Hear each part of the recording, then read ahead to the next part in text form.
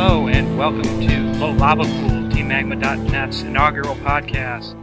I'm your host today, Dr. Fidget, and I am joined by Magma Administrator JTK. What's up, guys? And I am the Zero Virus. And we also have Benji the Great. What's up?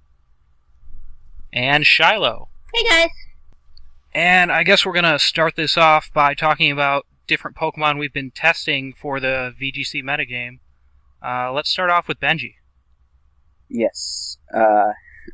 Yeah, I was, at least for my nationals team, I was big into Thunderous with the whole paralyzing the other team's Mons, just so I can come out with the slower guys that I was using to outspeed, just so they wouldn't get hit heavily before they were able to set up. Like, I was using a Suicune with Calm Mind, so I could set up a Calm Mind and whatnot. How well has Suicune been doing for you? It's been doing really well for me. Since if I have a paralysis set up, I'm able to get off a Calm Mind. So Thunderbolt from Zapdos will do probably a little bit over half, but with Citrus Berry, I should be able to live too. Nice. I actually played someone the other day. Not like officially. This was a friend of mine who I'm working with.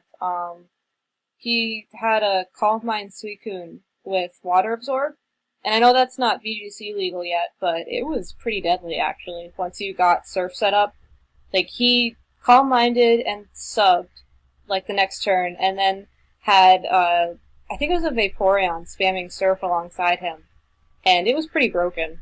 Like, I don't know if they're planning on releasing the Dream World ability for Suicune, but that would probably be something very dangerous, if so. I would definitely consider that. Yeah. Alright, Zero, have you been testing anything? Yes I have. I've been using an odd team of Sudowoodo and Togekiss. Now you might be thinking... Sudowoodo! Yeah, you might be thinking right off the bat, Sudowoodo, what is this guy doing? Well, I took into account that Sudowoodo is actually a lot bulkier than you would think, and it works well with Togekiss because I can scout out right off the bat with a Protect and go for the Follow Me because my Togekiss is beyond bulky and it can take pretty much anything. I can just get off the Dark Gem Sucker Punch. I can normally 2-hit KO most stuff, and anything else I can take down with either Flinch Hacks from Togekiss or Flamethrower or anything like that. And if I'm ever getting in doubt, I can just repeat the process with Protect and go for the Soft Boiled. So it's just fun to irritate my opponents with stuff like that. Very nice. Very nice. JTK, anything you've been working on lately? Not really.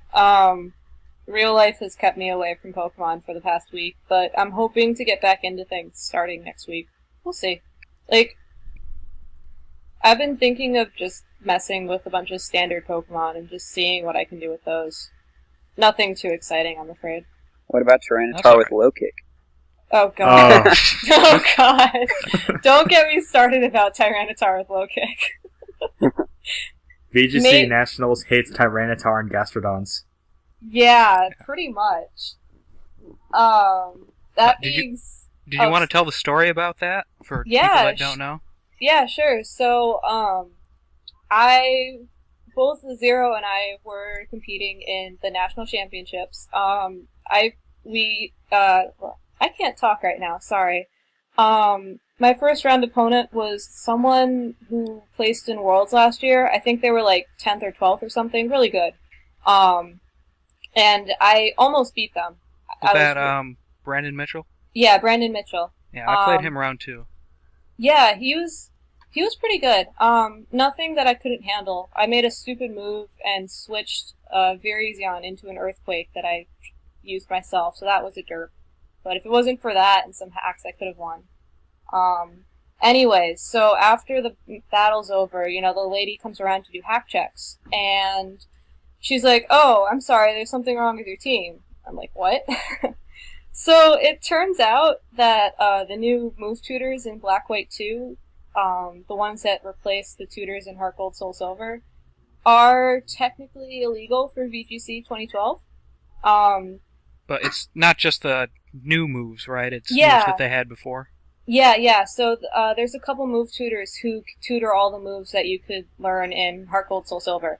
So there's a move tutor somewhere, I forget where, for low kick, for Tyranitar. So if you're familiar with RNGing, you'll know that RNGing 5th gen is like light years easier than it is on Heart Gold, Soul Silver. So I'm strapped for time in general this summer, so I thought, I'll just use a new tutor, I'll use the 5th gen RNG, everybody will be happy, roses, all that.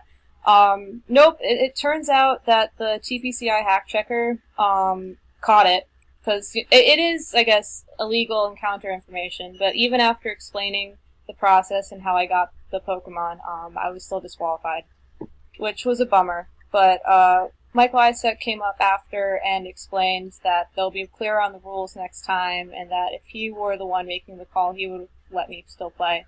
Which is great, but I still got the t-shirt. Yeah. But for... That's the only reason I was there. Yeah, I know, right? There's nothing about like getting a ranking in the nation or whatever, just for the free swag. Hey, I also got an Excavalier card, so... Oh yeah, I forgot about that. I actually got 2. Someone gave me theirs, I forget who. Yeah, it was just I might have really stole weird though, Chalky's because for mine, in my first match, I went up with this kid who used an Evolution team, and everything was going fine. I can tell he wasn't exactly the best, because I was kind of sweeping his team right off the bat. Then he sends out an Espeon, goes for the Luster Purge, I'm just thinking, what? So at that point, I know he's hacking. Then he's just trying to smog me to death with his Flareon, so I'm just thinking, okay, I might as well go easy on him. I sweep him 4-0. Then we're doing the hack checks. The guy comes up to me. I'm sorry, sir, there's something wrong with your Gastrodon. Excuse me. Yes, Yawn is an illegal move. Well, that's weird. I look up on my phone, Yawn's a legal egg move in Gens 4 and 5. And I'm trying to explain it to the guy. He's like, no, that's not going to work. Your Pokemon was not caught. It was not bred. It was made. I'm not saying you did it, but your Pokemon is illegitimate. So I'm just sitting here confused because the guy obviously doesn't know what RNGing is. I'm trying to explain that. He's getting all, like, defensive and just, like, up in my face about it. So at that point, I just kind of have to turn away and just, like, be okay. And I just kind of had to wallow with JTK until we got everything squared away with our friend Mike, who managed to get the t-shirts. Yeah. I mean, to be fair, the wallowing was quite a fun process. It involved lots of free trading cards over at side events, Oh, yeah. so that was fun.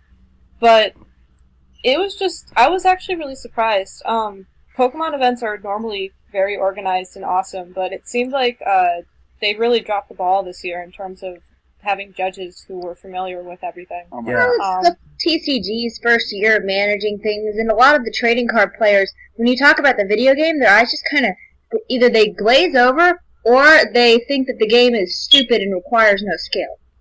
Yeah, that's where budget cuts really start to hurt, because we need people who actually understand what they're doing so we don't get, like, wrongful DQs like this, because both JTK and I were perfectly legal, but... Wait for Yeah, me, though. Benji, you should tell your story too, I mean, while we're talking about this, because it's the same kind of thing. I mean, you still got to compete, but I'd argue that what happened to you is even worse than what happened to Zero and I. Yeah, so, I was playing, 7th round. I was, at the time, 4-2, going in to 7th round. If I were to have won my last 2 matches, I would have, qualified for the top cut. But in my 7th round, I was told on for time stalling. There was 2 minutes and 45 seconds left when I realized, okay, I was gonna win.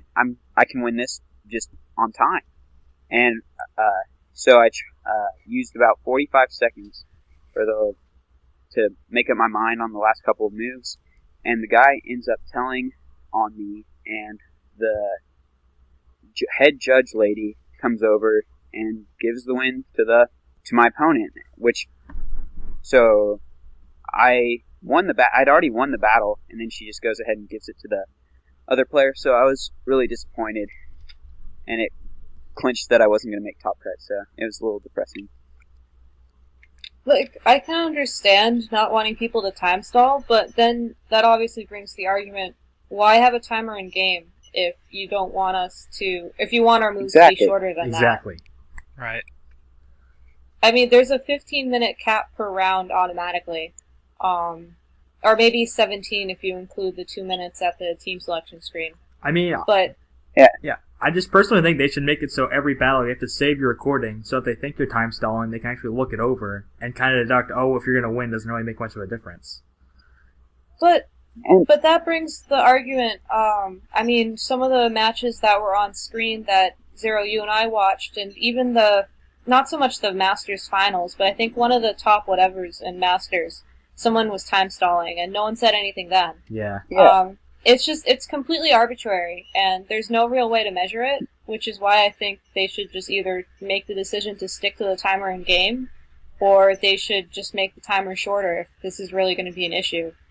You know, like it's already only a minute, and if they're gonna call you for waiting 45 seconds of that minute, that's just insane. Yeah, I mean, what if you're thinking? And I've seen people take 5 minutes to make their decision on PO. It's absolutely aggravating. I mean, you only have 10 choices, so, clearly you can think for a lot longer than a minute. And the funny thing was, though, that I wouldn't have even had to have time stalled for the win if he hadn't pulled off a triple protect. I double attacked his Chandelure with Acrobatics and Thunderbolt just to kill it twice. I attacked it the first time with just one Montes, just get some damage. But then, so I was like, okay, I can just take it out this time since he used Protect last turn. And so he got off the double. I was like, okay, both my guys are still alive. I'll get it this turn. No, he gets the triple Protect. And he pulls off an Earth Power and kills my Caesar, so I was like, ah. And it was a Trick Room team, so my Caesar outsped the Chandelure. Ouch. Outside of Trick Room. There's also, just for sake of mentioning all of these things that we've heard of, a bunch of Magmas ran into this one guy, Sunday after everything shut down. We don't know who he is. I remember that guy. But he hates we've little just boys. all... So one of the members of Team Magma who can't be with us today is named Sableye, and I think he's 12 years old and in seniors. Very small 11. kid. Oh, he's 11. Okay. Yeah. Very, very small kid, very cute. We all love him. Hi, Sableye, if you're listening. We miss you. And he was playing this huge guy who was maybe 10 times his size, legit, in a battle, and he's running a just trolley spore team. I think his lead was Smeargle and Mungus or something, and it was just something really ridiculous and just fun and crazy hard to predict. And he manages to put 2 of his opponent's Pokemon to sleep. And then this guy just goes nuts. He's like, you can't do that.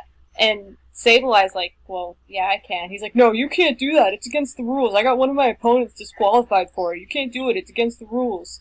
Look out, guys. Yeah, it was... Oh, man, he was such a interesting person. Actually, during the competition, I was 3 seats down from him, the guy who was battling Sableye, and I actually halfway overheard that conversation where he got his opponent disqualified.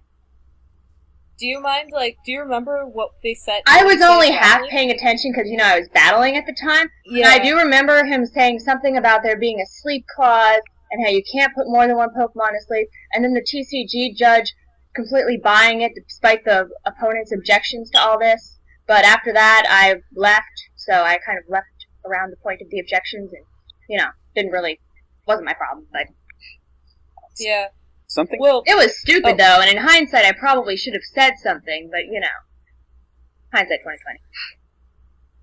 Something tells me that guy never played VGC 2011, because I think that guy was probably everywhere. a singles player who... Because in singles, I think they do have a sleep clause. And Amoongus is everywhere.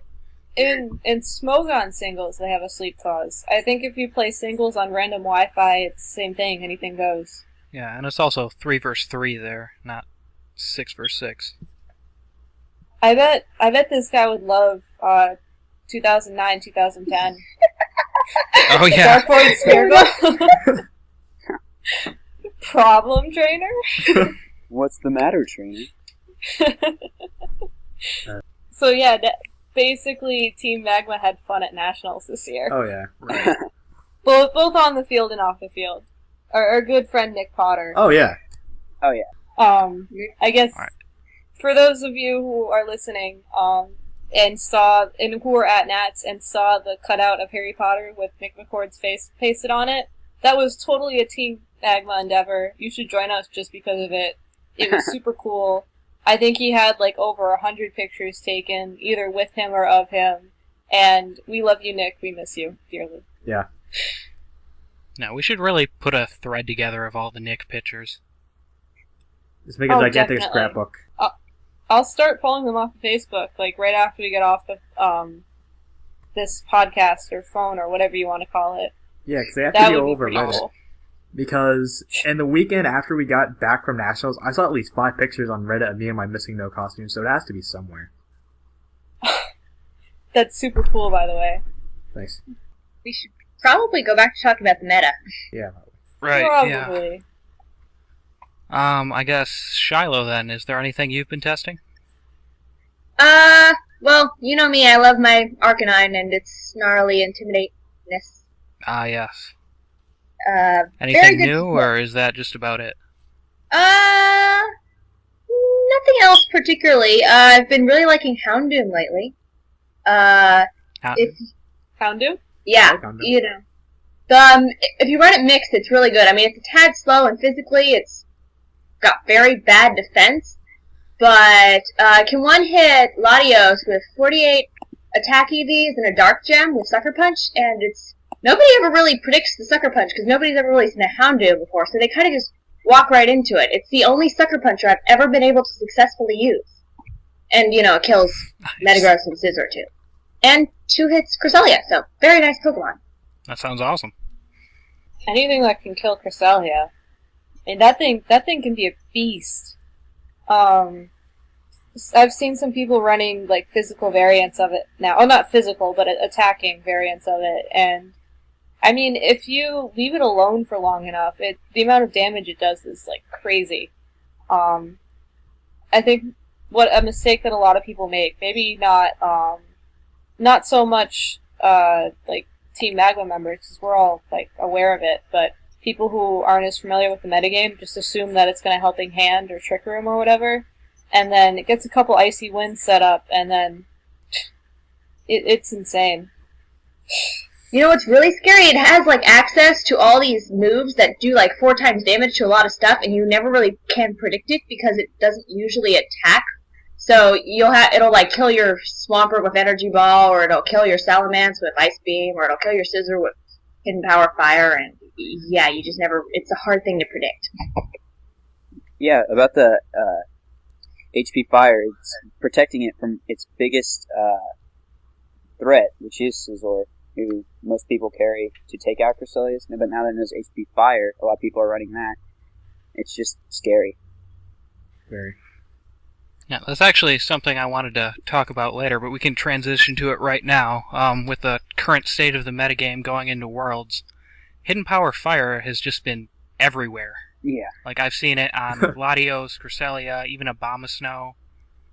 Abomasnow with Hidden Power. Yeah, that's probably because Scizor has become such a pain in the neck.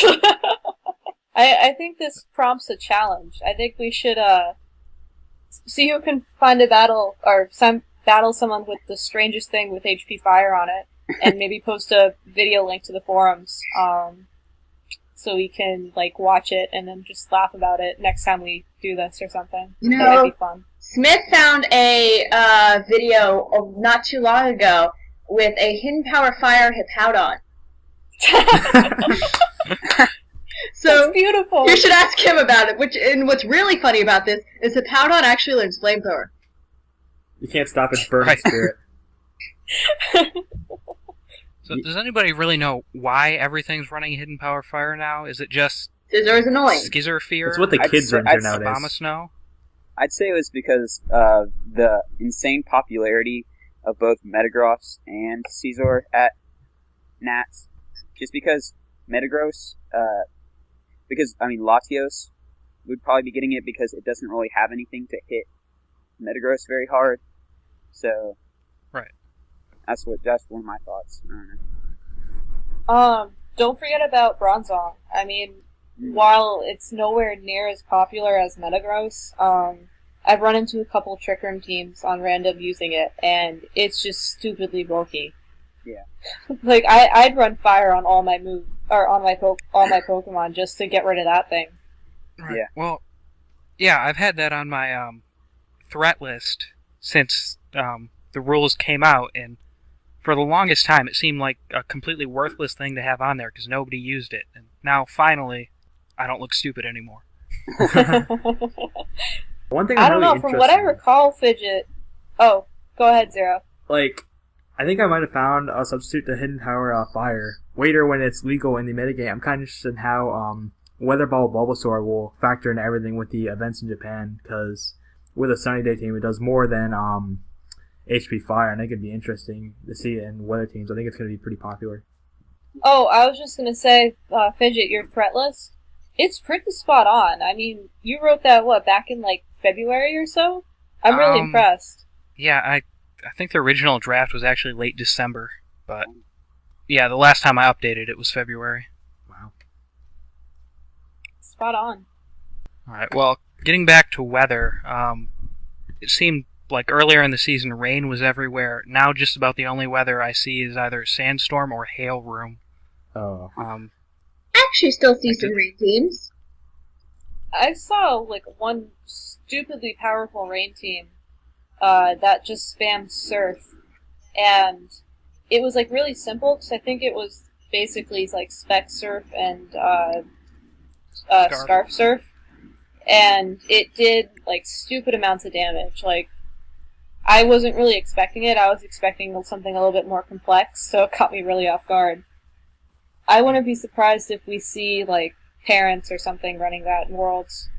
Just because it's an easy team to learn how to use, because you only use, one move. Right. And, Hawaii, surfing, it fits. Yeah. Yeah, it was like the mono choice team in 2010 with the Scarf Kyogre, Specs, what was it, Zapdos, Band Garchomp, and then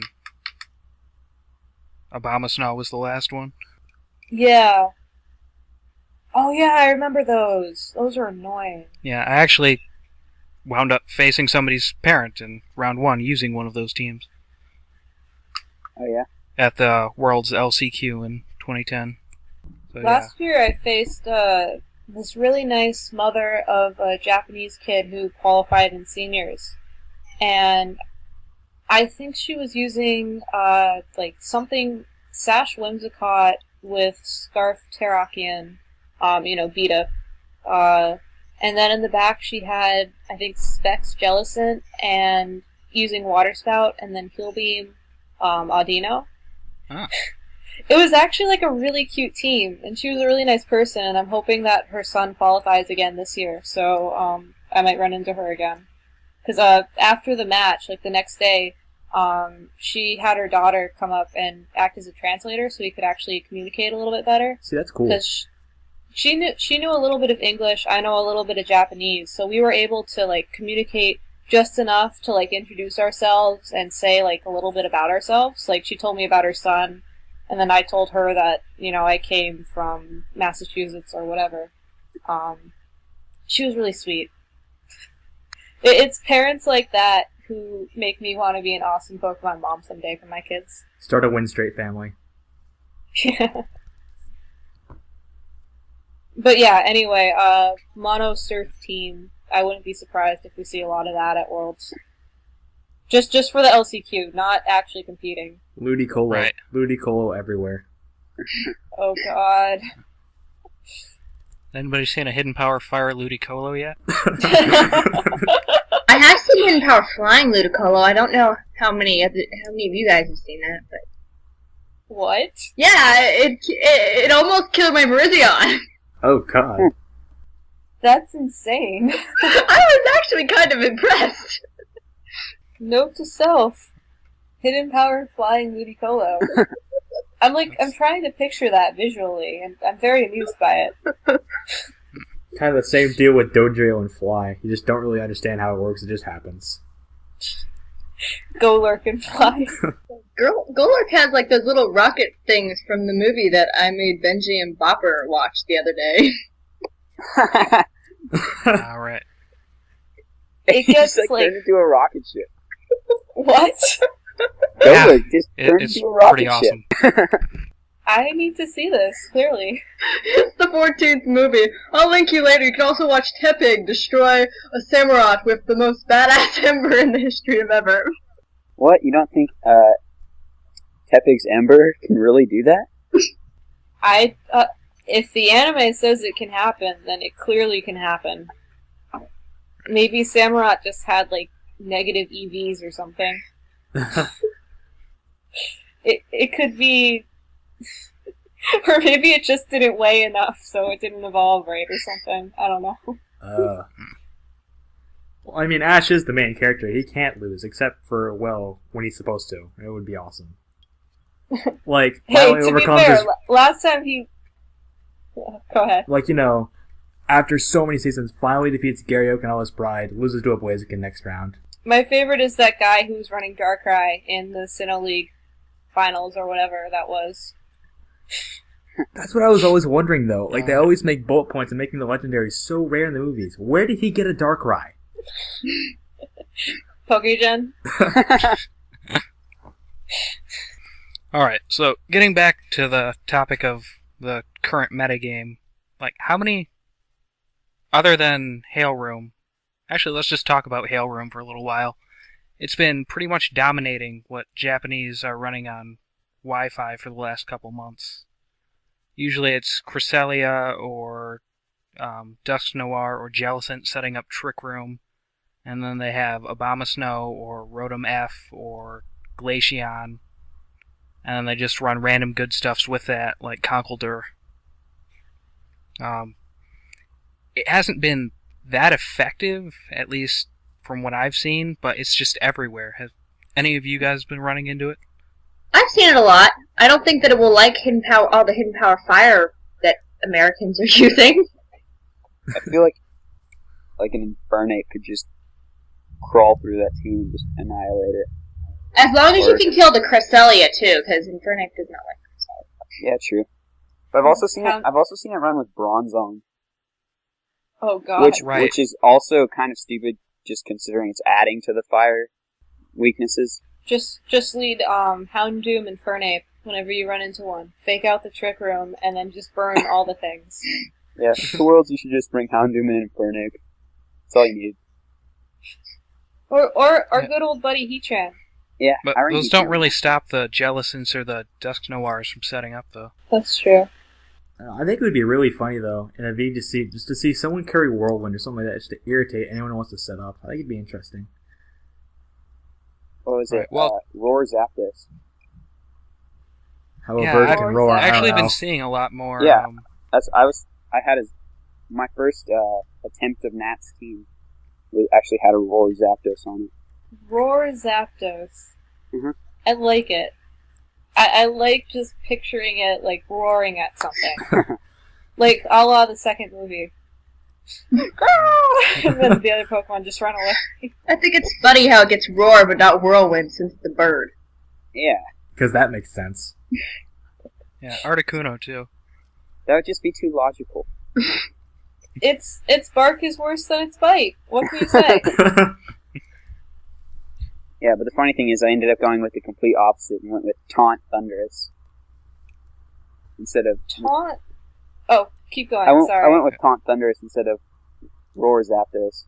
So, same typing, just different move. And Yeah, I've Which been is seeing really a lot common. more of the Thunder. Roar and Dragon Tail going around lately.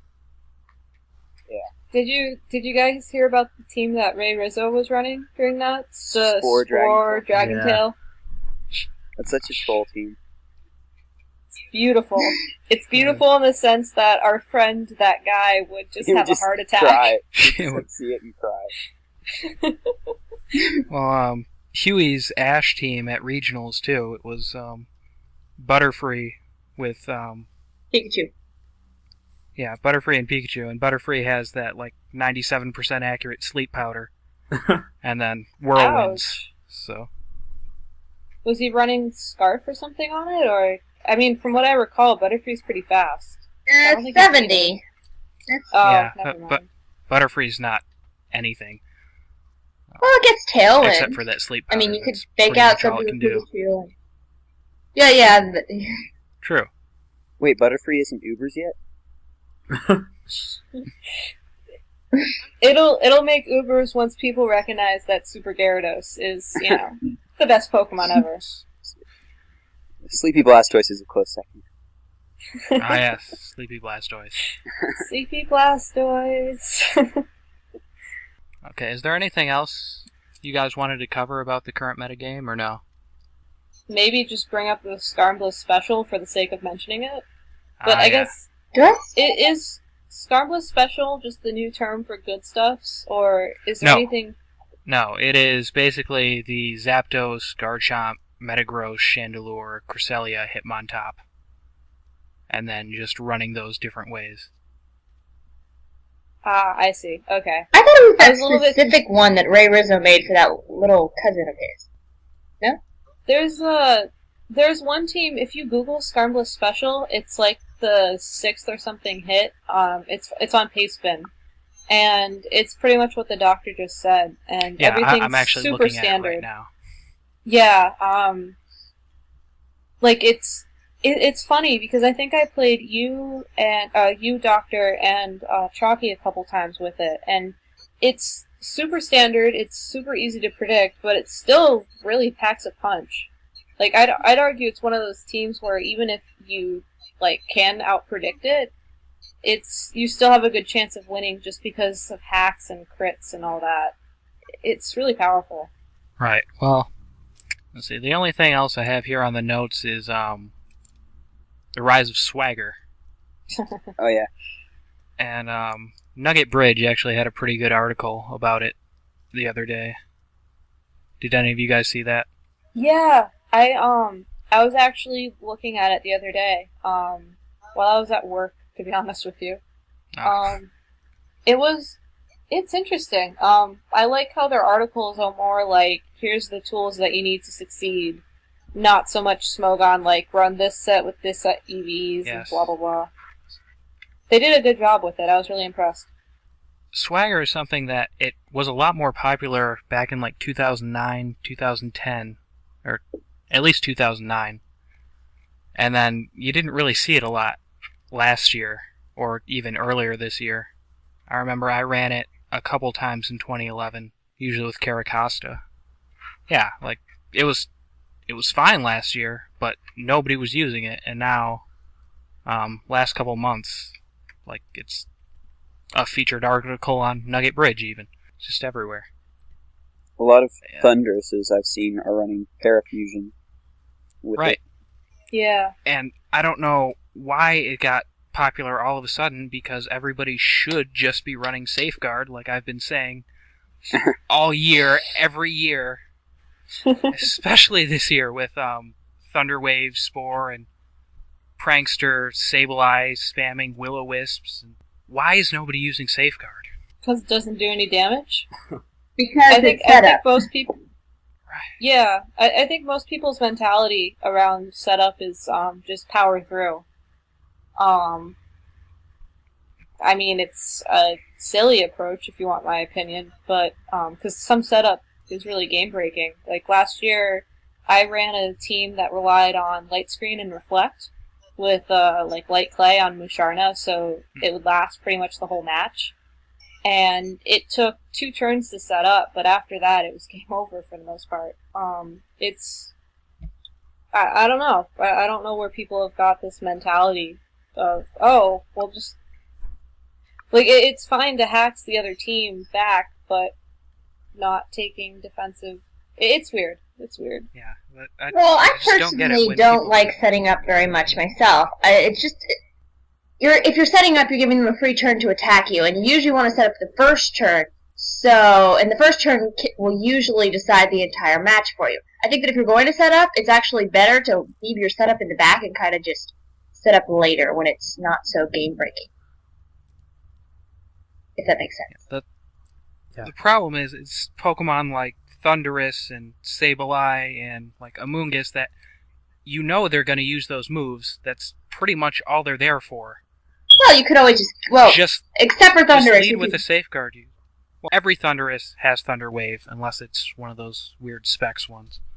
Either way, you just use Safeguard first turn, don't have to worry about it, and then you don't get everyone in chat complaining, I just hurt myself in Confusion 5 times, or was paralyzed 3 turns in a row. Yeah, and also, if you set up a Safeguard, then you don't have to worry about, like, getting burned from a Scald, or paralyzed from Thunderbolt. Well, the thing is about Thunderous is, unless you're using Safeguard Whimsicott, you're going to get paralyzed anyways because it's faster than you. You can fake it out. Not everybody has a Faker Router. Right. I'm saying it's another option. And even if it gets one of your mons, you still protect the other 3. Okay, I'll give you that. I'd still rather just Trick Room and be slower than them because now I'm paralyzed and risk the 1/4 turn paralyzation thing. I've gotten into a match once where it was on PO, and I know that the odds are the random number generation or whatever on that's a little bit off, but they got both my leads paralyzed, and then fully paralyzed like 11 times that match. It was just... I don't think I got a move off the whole time.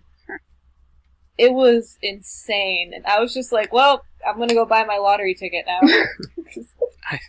I had a match on random Wi-Fi the other day where it was me using Stone Edge and them trying to use Hydro Pump, and we just kept missing each other for 3 turns in a row. Both of us. You guys know about Mr. Bopper at Regionals? What happened? He was going up in his last round, and he needed to hit 1 Hydro Pump. He had 2 opportunities to win. He just needed 1 Hydro Pump, and he missed it twice. Ugh. That happened to another Magma admin. I think it was BSTS, like a while ago, maybe 2006 even. He was using something with Hydro Pump, and I want to say it was a Blastoise, but I'm not sure. And it missed like 4 times in the match, and that was just the game over. And, I mean, back then it was one and done, so it really could destroy you. My personal theory is that there's just someone watching all of these matches and just trolling everybody. Alright, well, I guess we'll move on from Worlds then. Actually, no, let's stay there a minute. Have you guys seen the new prizes that they just announced for Worlds this year? No, I haven't actually. I heard they said something about importing your character into the Black and White 2 World Tournament, but aside from that, no. Yeah, they have last year's winners already in there, I think. That's cool. Omega Donut posted something on, I think it was Facebook actually, a screenshot of the actual like name data in game, and it had Ray Rizzo's team, Ruben's team, I think. He placed second last year, right? No, I think he's not. Whoever placed 3rd and 4th. No. Okay. Maddie was second last year. That's right. Sorry. The actual prizes were just announced. First place gets the trophy, invitation to next year's championships, travel award to next year's championships, but instead of the trips that they normally give out every year, they're giving a $3,500 scholarship, which is more like the TCG prizes, just less. That's nice. Oh. And then second place gets $1,500 and otherwise the same stuff. What do you do if you win a scholarship, but you're not in school? I don't know. Give them a gift card to buy Pokemon games. So the money just goes right back to them. Probably. Personally, I'd want to apply to college with a Pokemon scholarship. I'd love to see their faces with that. I'd probably go to college for a 5th year, just because I could. I'm a professional Pokemon trainer, you guys. You should definitely give me a scholarship. But yeah, it's only like $3,500 for first place, $1,500 for second. That's not going to get you a lot. Yeah. That's like maybe a quarter, possibly less of my tuition. Right. Granted, I go to a private college, so it's expensive, but it's still... I'd rather have the trip, personally. Yeah, well, basically, in order to go to Worlds, you're spending half of that just to get there. Yeah. Is there any word where Worlds will be next year yet? Not yet. Don't they usually announce that the last day of Worlds anyway? Maybe. I missed last day last year, so I wouldn't be able to tell you. I'm really optimistic for Japan, but I have a feeling it's not going to happen just because of the territory advantage, I don't know why you would want to go to well, I mean, I want to go to Japan, but I don't know. That would be so ridiculously expensive if you didn't win a free trip. The Japanese have to come over here every year, though. I mean, it's only fair.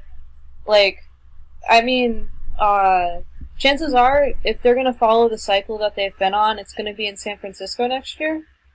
But for people who are in Europe and Japan, it'd be nice to kind of spread it around the world a little bit, so it's easier for them to get to. Maybe one day have a wild card, make it like Singapore or something else.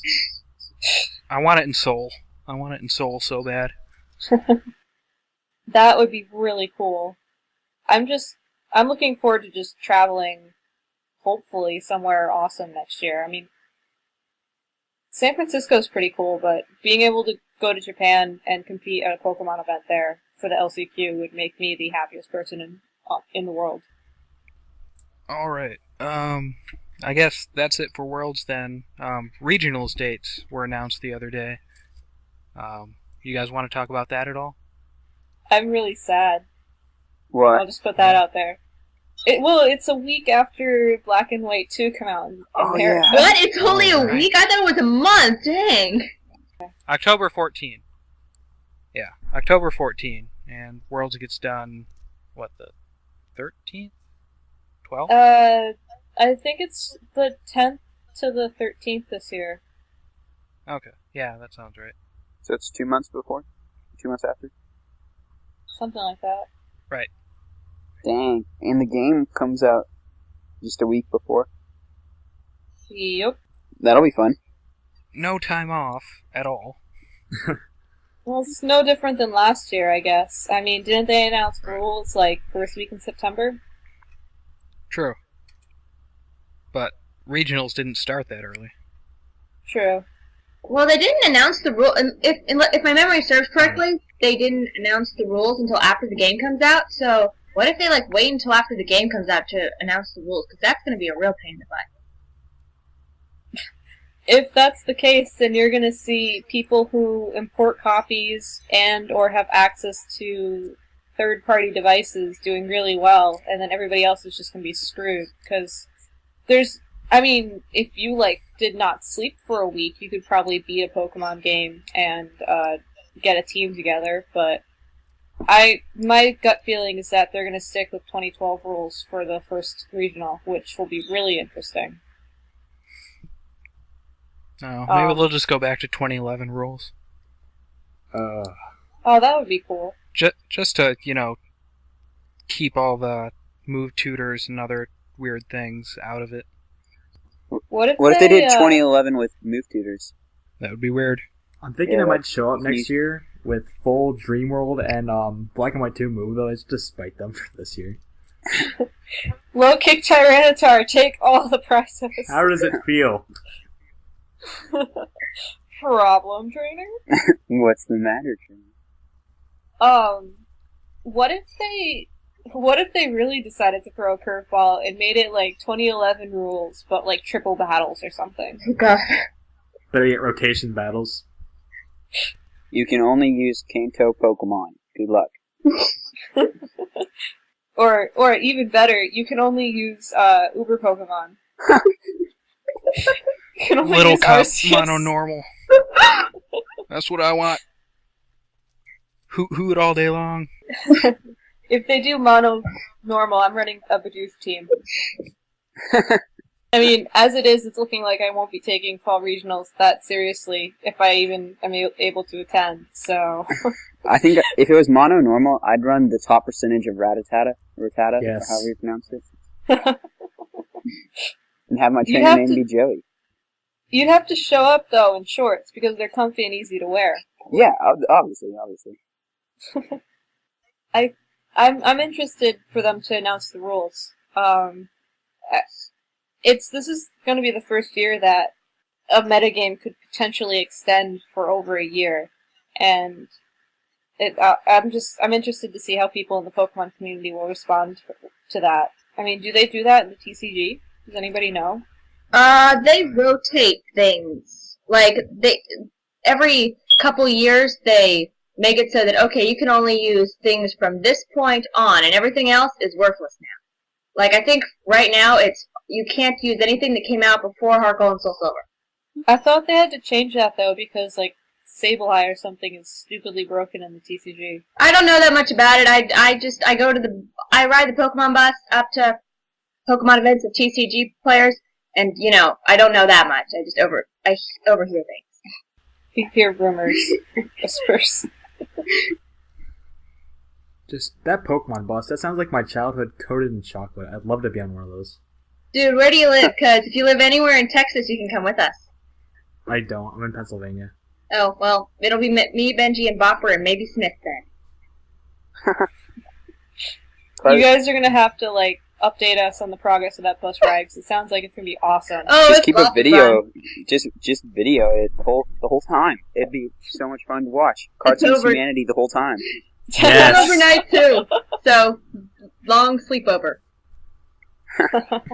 Speaking of chocolate-covered childhood, did any of you guys ever make it to, like, the old events that they did, like, 2005, 2006, like, the Rocks America events, or, I guess more recently, the Mall Tour? Yes, but I can't remember it. Oh, man. I really hope they bring those back, because that was just my childhood covered in chocolate right there. They should do something for the 15th anniversary in North America next year, but I have a feeling they're probably not going to, just for the integrity of the Japanese having no idea what's going on. They did something for 10 years, though. I mean, they got Hulk Hogan up there to MC. That True. was interesting. I'd rather have Nick McCord back. Yeah. Well, who wouldn't? Alright, well, is there anything else we want to talk about, or should we wrap this up? Anyone? I got nothing. Alright, well, Worlds is in a month. Do you think we'll do another one of these before then, or no? I think we should. I'd like to. This is fun. Yes, we should do this again. Alright. Well, until next time then, I'm Dr. Fidget, and for JTK, Benji the Great, the Zero Virus, and Shiloh, we will all see you again, I guess, before Worlds. Hope you enjoyed the podcast, and we'll see you later.